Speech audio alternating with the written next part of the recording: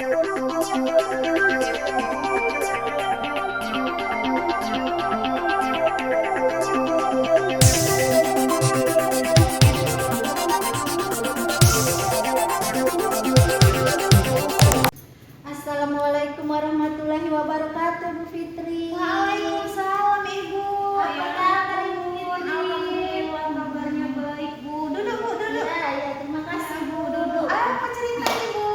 Ini Bu, saya mau berjumpa Bu Fitri. Bahwasannya ini saya mau berbincang-bincang sedikit lah tentang ada permasalahan di kelas saya. Oh iya Bu, apa itu? Jadi gini Bu, di tahun ini saya ada anak murid saya itu laki-laki ya, namanya autis. Nah, jadi dia tuh hobinya kalau belajar menggambar aja Bu. Kemudian kalau ada kawan yang tidak pas sama dia mau ngamuk Bu. Marah? Iya, terkadang saya masih kewalahan juga menghadapi sikap anak yang autis ini ya Bu ya. Mungkin penjiwaannya masih belum, karena baru tahun ini yang dapat seperti itu. Jadi kira-kira bagaimana ya Bu ya sikap saya itu mengatasi anak kita ini Bu? Kalau saya amati ya Bu, saya tanya dulu nih. Anaknya kelas berapa Bu? Kelas 6 Bu. Oh kelas 6. Iya. Oh pindahan. Dia dari juga Bu. Dari kelas kelas 1. memang udah gitu dia. Iya, kan kita udah boleh menerima sekolah harus inklusif ya Bu. Jadi ya para penerimanya harus juga menerimanya. Iya. Kemarin Bu begitu.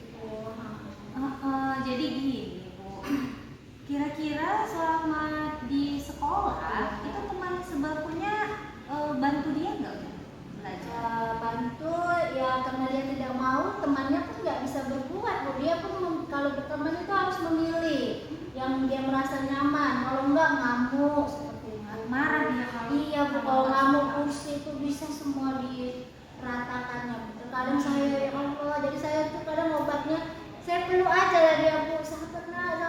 Itu paling yang sebelahnya Rahmat dan kayak gitu nah. Jadi saya sayang lah, saya anak-anak saya sendiri, barulah dia reda Bu. Emosinya tinggi Bu. Oh maksudnya ini Ibu udah pernah konsultasi sama orang tuanya Rahmat, gimana kesehariannya di rumah? Sudah Bu, kata orang tuanya ya memang begitu Bu, memang dia kan tidak bisa bergaul Bu, karena dia pun kan tinggal sama neneknya, orang tuanya udah berpisah. Oh orang tuanya udah berpisah, Iya. jadi tinggal sama nenek Iya ya? betul Bu. Jadi dia lebih dekat ke neneknya dong. Jadi setiap hari itu pun nanti neneknya ngantar, Ibu Mira tutup novel ya gitu. Iya. Terus kan Bu, kalau Ibu amati, kesenangan dia apa ya? Senangannya menggambar Bu. Kalau menggambar nanti belajar ASEAN, udah tambah tuh satu negara ASEAN Timur Leste. Cepat tahu dia Bu ini kan bendera Timur Leste ya. Bu, dia Timur Leste gabungnya di ASEAN tahun 2022 kan Bu? Iya betul nak, saya bilang. Kalau menggambar nomor 1 Bu. Oh berarti anaknya visual Bu. Iya. Dia suka menggambar, berarti cara belajar dia juga dari gambar, Iya. dari apa yang dia lihat gitu ya Bu ya. perhatikan seperti itu. Jadi kalau misalnya ada tugas menulis, dia bisa menulis. Menulis Bu, tapi sering terlambat Bu. Jadi saya kalau ada tulis Nova, tulis nak semua yang di papan ini ya Bu, nulis kadang sampai jam istirahat pun saya tidak tega dia ini selesai, karena dia kesulitan dalam belajar itu, dia masih seperti itu. Dia anak saya. Oh berarti saya dapat nih solusinya buat Ibu. Iya, Kalau bagaimana? saya dengar tadi kan dari beberapa analisis saya Bu, memang di sini berarti kita harus ngajarin anak ini secara berdiferensiasi Bu. Iya. Jadi kita bagaimana Ibu memberikan penugasan yang berbeda untuk anak kita ini Bu. Jadi kan tadi Ibu bilang kalau menulis dia lama, tapi dia menggambar bisa cepat. Nah jadi bagaimana di pembelajaran kedepannya materi-materi yang menurut kita itu agak rumit, bagaimana anak itu bisa menggambarkan dari materi itu Bu. Jadi dilukiskan atau digambarkan visualnya. Jadi nggak harus kita kasih penugasan dia itu menulis, karena mungkin kelemahan dia di situ kan, apalagi anaknya memang kebutuhan khusus ya Bu ya. Jadi di situ memang kita harus kasih tugas yang berbeda untuk dia. Bukan berarti dia ini anak yang tidak baik, Iya. bukan berarti dia ini anak yang nggak pintar, tapi di sini Bu, dia ini anak yang spesial. Dan teman-temannya semua mendukung dia kan Bu, nggak ada yang ngebully di sekolah kan? Enggak, Bu. Enggak, semua saya kasih pengertian tuh temannya. Teman Novelnya harus baik ya nak, paham ya Bu.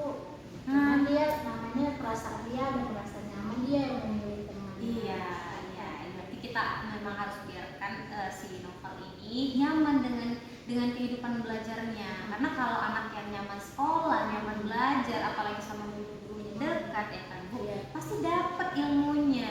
Nah, jadi di sini saran saya Bu, gimana Ibu lebih kreatif lagi, Bu berusaha buat inovasi, Iya. dikhususkanlah untuk tugas Novel lebih banyak ke visualnya. Jadi nanti kalau misalnya menjelaskan tentang peta dunia, kalau teman-teman yang lainnya pakai tulis tangan, bolehlah dia menggambarkan, baru diberikan dia. Untuk komunikasinya Novel baik Bu?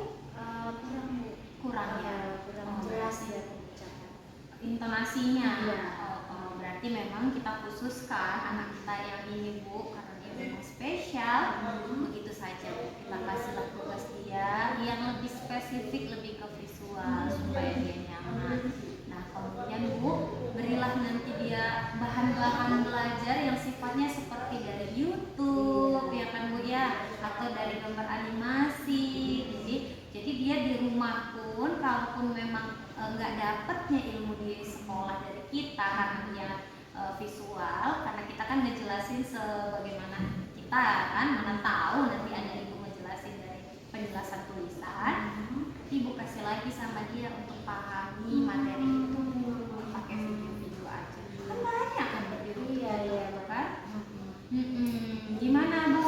Iya, Solusinya? alhamdulillah sekali lah saya sudah plong. Teman-teman saya Bu, bagaimana yang mengatasi Novel sejak diskusi sama Ibu Fitri semua jadi terang. Masya Allah. Dan saya laksanakan untuk menghadapi pembelajaran bersama Sukses Novel. Bu. Kita harus semangat jadi guru Iya, ya Bu ya. benar. Inovasi kita ya Bu. Iya. Baiklah Ibu Fitri ya, karena saya juga masih ada kegiatan. Iya, Saya saya pun dulu masih ya, otak Bu. habis ini. Terima kasih banyak Ibu Iya, Fitri. sama-sama Bu. Ya ampun, sukses juga ya Bu ya. Assalamualaikum. Waalaikumsalam Bu. Refleksi diri. Jadi berdasarkan kegiatan yang dilakukan pada sesi coaching. Nah, di sini saya merefleksikan diri saya sebagai coach.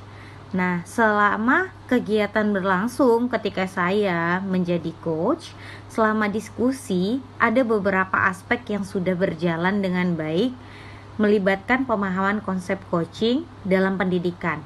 Keterampilan komunikasi dua arah yang sudah berkembang dan menyenangkan, dan kemampuan menyampaikan ide secara efektif kepada guru dan individu lainnya. Tidak ada penghakiman atau justifikasi, kita berhasil menahan diri untuk tidak menceritakan pengalaman dan memberikan solusi. Sebagai coach, saya mendengarkan coachee menjelaskan permasalahan yang dialaminya, sehingga saya dapat menemukan solusi atas permasalahan tersebut. Nah, kemudian hal yang perlu diperbaiki adalah kesiapan saya memberikan solusi yang akurat untuk permasalahan yang ada.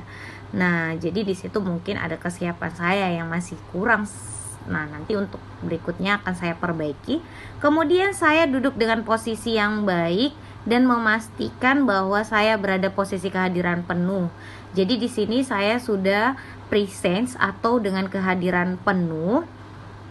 Nah, tapi setelah proses berlangsung, saya juga telah menyiapkan diri untuk fokus pada diskusi. Jadi kegiatan ini benar-benar mengakibatkan saya dalam kondisi presence atau kehadiran penuh.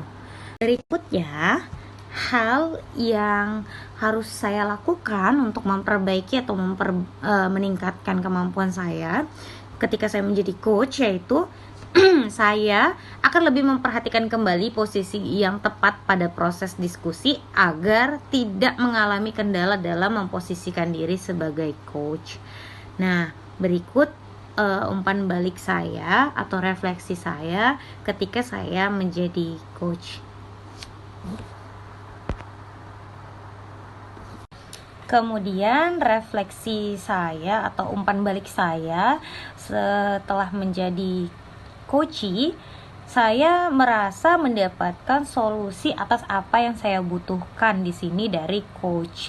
Kemudian saya mendapatkan saran untuk perbaikan dan hal yang harus saya lakukan ke depannya untuk menyelesaikan permasalahan yang saya alami. Nah, itu dia. Jadi di sini saya juga merasa nyaman berbicara dengan coach saya. Jadi itulah saja refleksi dari saya. Terima kasih. Assalamualaikum warahmatullahi wabarakatuh.